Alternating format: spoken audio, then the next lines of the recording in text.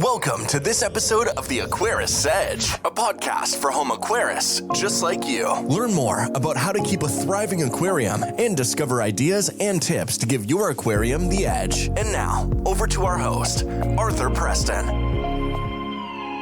Like any other hobby, there are practices and ideas that are controversial in the aquarium keeping hobby. Many times these will be discussed and debated in online forums.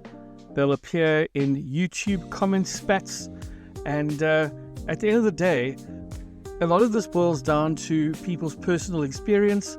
It boils down to what the science tells us and what people's individual preferences are. It's interesting to watch how sometimes in online spaces people become so hot under the collar when somebody suggests a practice or an idea that they're not familiar with or strongly disagree with. And unfortunately, we live in a world that is very polarized by opinion, and we find it difficult to consider another person's point of view and even consider that they in fact may be correct and that we may be wrong. But in many of these things, it's not about being right or wrong. It's about discovering what works best in your context, what works best for your fish in your setup, and it's often through practice that we discover what it is that works best. There are some times, however, where science will tell us that a particular viewpoint probably should be reconsidered. And there are other times when it really doesn't. It's a matter of opinion, it's not a matter of fact. And so in this episode, I'm going to cover 5 controversies or 5 areas of discussion or disagreement in the aquarium fish keeping hobby. Now, there are others, and I'm quite sure you could think of several. But for the sake of time and the usual length of this podcast, I'm only going to cover 5. And for each one, I'm going to state what the controversy is. I'm going to give you an idea of what it entails. I'm going to talk about what the controversy is. I might give a moment to think about something for those of us who keep aquariums, maybe a point to ponder if you like, and then I'm going to perhaps back it up with some science that will tell us something more about this particular issue. So one that I have spoken about on this podcast before is the tank size issue. And there's an ongoing debate about appropriate tank size for fish. We know that tank size has become an issue because you'll often hear people say, and I have also said it, that it's far better to go with a larger tank. Get the biggest tank you can afford. It's much easier to manage water parameters when your tank is a bit smaller. And this idea of a minimum tank size has actually evolved over decades, with many of the early recommendations. If you go back and look at books from 50, 60, 70 years ago, it was based on anecdotal evidence rather than scientific research. As an example, there are many pet stores that continue to promote the idea that a small tank can suffice for certain species, without considering their natural behaviors and their natural need for space. Now, there are many aquarium enthusiasts who advocate for larger tanks to mimic natural habitats and provide ample swimming space. And the critics argue that smaller tanks can lead to stress, stunted growth, and increased aggression amongst fish. Now, this disagreement has been around for a while, and I think it's maybe time to take a moment and consider what is the aquarium setup you have. I mean, are you researching the needs of the fish that you have in your tank? Are you adhering to minimum size guidelines for your fish species? Or are you so eager to have certain species in a tank that you just throw them in and hope for the best as they grow? I was listening to a podcast the other day where the host and his guests were talking about clown loaches. And they were saying that pet stores will often sell small, young clown loaches, but not realizing and certainly not telling the buyer that these are going to become really big fish in their tank over time. Now, what does the science tell us? Well, the science says that larger tanks provide better water quality and reduce stress among fish. So even though there will be those who will tell you, it doesn't matter, just put your fish into a tank and it'll cope as it gets bigger. There certainly are studies that have been published that show that fish kept in larger environments show fewer signs of stress and have lower mortality rates compared to those in smaller tanks. And this really does suggest to us that tank size should be a priority for responsible fish keeping. So what are you doing? Are you keeping fish in a tank that is just the right size or perhaps a bit bigger for them? Or have you been tempted to take a fish, buy it when it's very small, stick it into an aquarium at home, and hope that it just manages to survive, actually, as it becomes larger? Did you do your research? So, very important point there in terms of this controversy around tank size. Do your research, find out what the needs of the fish are before you go and put them into a tank of any size in your home. The next controversy I want to talk about is one that you'll often see aquarium importers talk about, and that is, do you want a wild caught fish or a captive-bred fish? So this is about sourcing of aquarium fish. Now, it has created a bit of a divide in the hobby. On one hand, wild caught fish are praised for their genetic diversity and natural behaviors. While on the other hand, captive-bred fish are seen as a more ethical choice that reduces pressure on wild populations. And the practice of capturing wild fish goes back centuries and has been a staple in the aquarium trade for decades. However, as awareness of conservation has grown, so too has the debate surrounding this practice. Those who are keen on wild caught fish, who advocate for this, argue that they represent true aquatic biodiversity. And in fact, they will tell you that those fish often display more vibrant colours and behaviours compared to their captive-bred counterparts.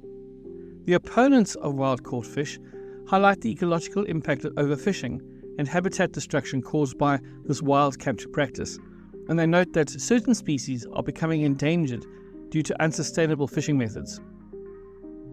So again, a moment to consider what you are doing in your aquarium hobby. Do you know where your fish are coming from? Do you prioritize ethical sourcing? Do you support local breeders? Or do you support organizations that are focused on sustainable practice? If you're importing from a local importer, have a look at their list. Many times the people from whom they are importing will state whether a fish is wild caught or whether it is captive bred. There are studies in the US that reveal that over 11 million reef fish are removed from oceans annually for aquariums in the US alone, leading to significant declines in certain species.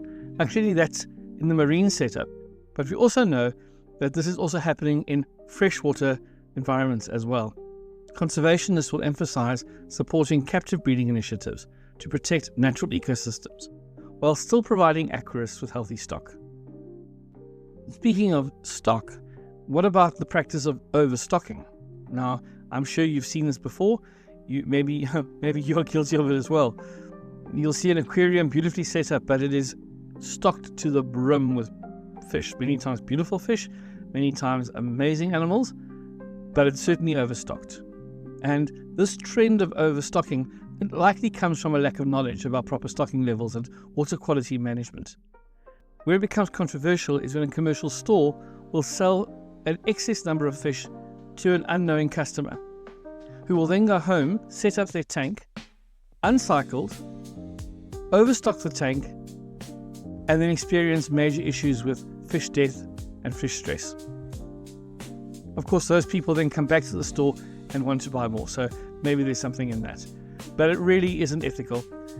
And some hobbyists will tell you that they can manage high stocking levels because they've got advanced filtration, and others will warn that this approach compromises fish health and leads to poor water quality. Overstocking your tank can cause increased competition for resources, which can lead to stress and aggression amongst the tank mates. So think about it for a moment. What are your stocking levels? Do they align with best practice? Are you prioritizing the health of your aquatic community over aesthetics? Make sure that you've researched proper stocking ratios for your species. You've heard me say this a couple of times. Nothing replaces doing your own research. Do the reading, take the time, figure it out. We don't want to be stocking our aquariums full of fish or other animals.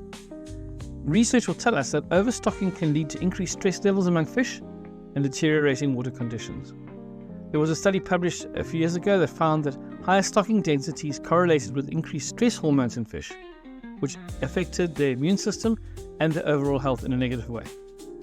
This emphasizes the need for proper education on stocking practices and maintaining balanced ecosystems within aquariums. Now, what about something we've heard about for a long time, and that is aquarium cycling. So cycling an aquarium refers to establishing a stable environment where beneficial bacteria can thrive, and where they can convert toxic ammonia from fish waste into less harmful nitrates. And this is a critical process for maintaining a healthy aquatic ecosystem. The cycling process has been recognized since the 1980s, when aquarists began to understand the nitrogen cycle's importance in maintaining water quality. And initially, many hobbyists relied on trial and error methods, which led to significant fish loss during this critical phase of learning. And so the debate centers around whether to cycle an aquarium using fish, that's called fish-in cycling, or without them, or fishless cycling. Fish-in cycling involves adding hardy fish to provide ammonia through waste production, but poses risks due to potential spikes in ammonia and nitrite levels that can harm or kill the fish. On the other hand, fishless cycling uses ammonia sources without any fish present, allowing beneficial bacteria to establish themselves safely. So what do you do? How do you cycle your aquarium? Do you cycle your aquarium? And are you using methods that prioritize animal welfare? Perhaps reflect on whether you've experienced losses during cycling phases. As you set up a tank, has it been difficult to keep your animals alive?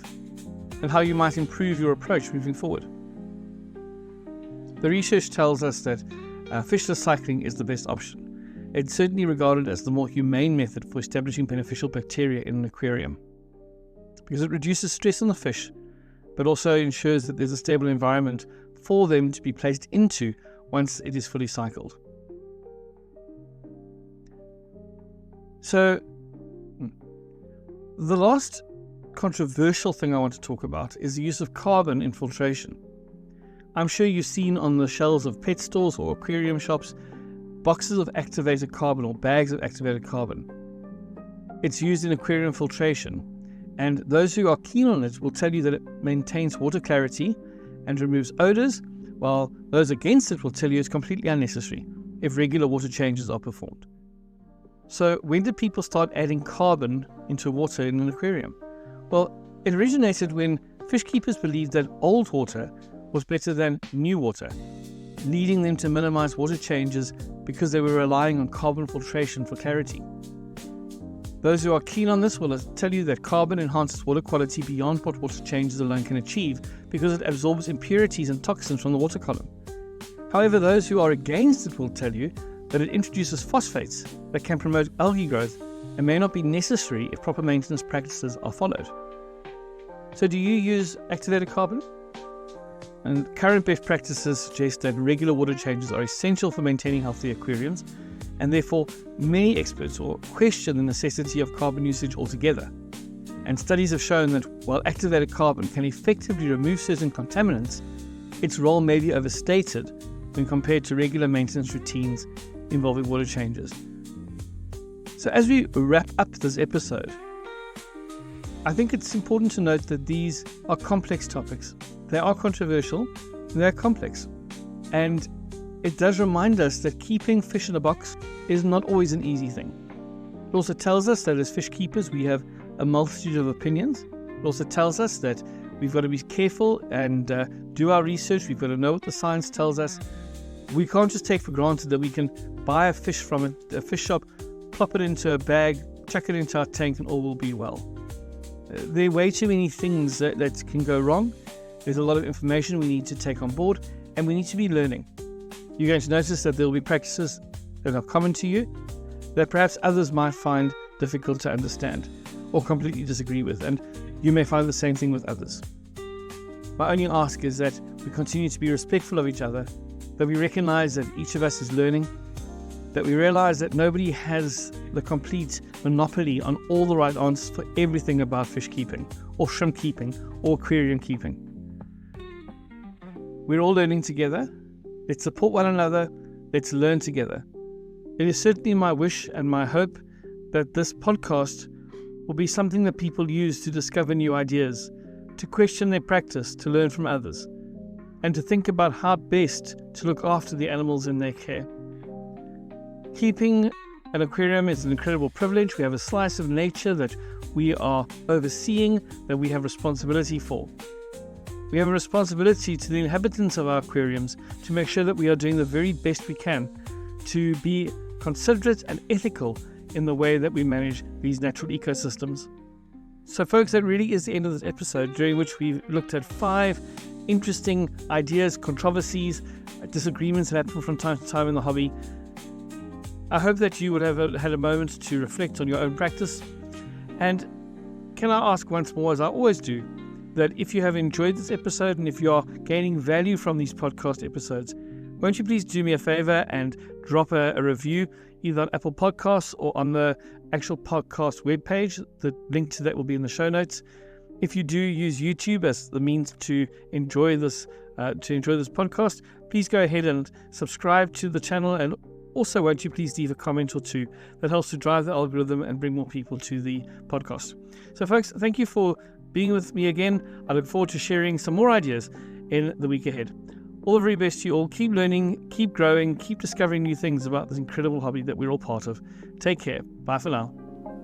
That's it for this episode of the Aquarists Edge. Please consider subscribing to this podcast so that you don't miss further episodes. We would love it if you would also rate and review the podcast, as this helps make it visible to others. Until next time, keep learning and discovering, and keep finding your Aquarists Edge in this captivating and fascinating hobby.